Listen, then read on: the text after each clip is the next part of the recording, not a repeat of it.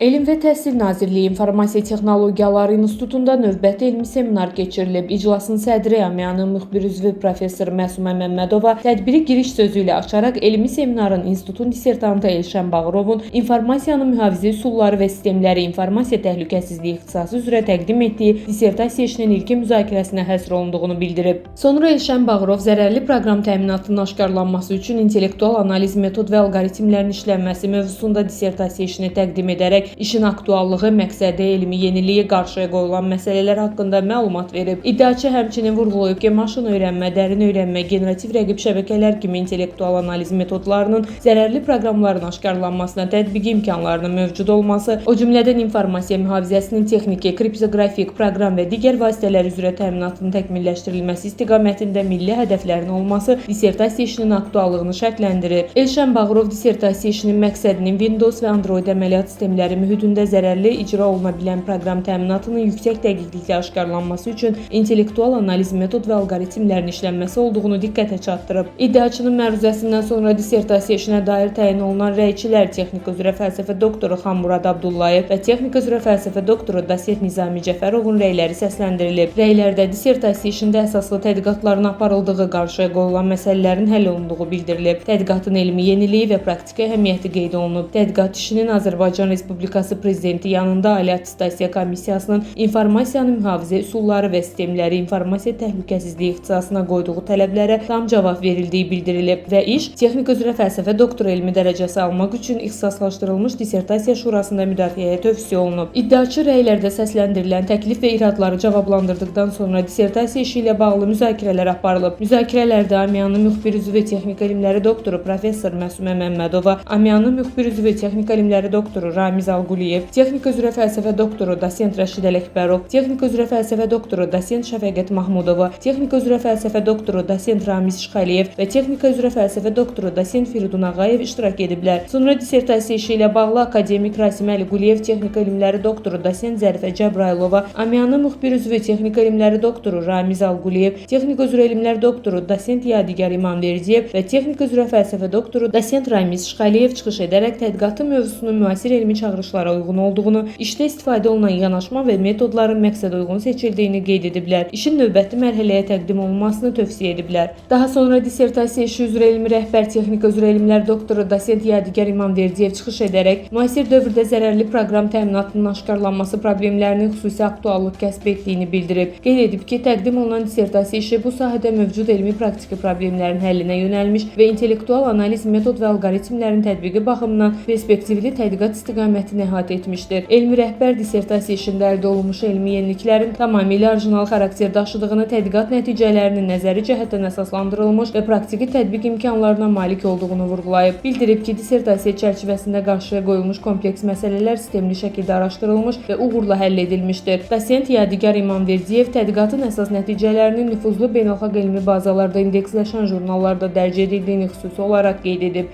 Alim dissertasiya işinin Azərbaycan Respublikasında ali attestasiyaya dair qüvvədə olan tələblərə tam cavab verdiyini, iddiaçının texnika üzrə fəlsəfə doktor elmi dərəcəsini almağa layiq olduğunu bildirib. Sonda irad, təklif və tövsiyələr nəzərə alınmaqla dissertasiya işinin növbəti mərhələyə təqdim olunması ilə bağlı qərar qəbul edilib. Sümbül Zalova, Ceyhun Şahverdiyev, Şahin Rəsulov, Info TV.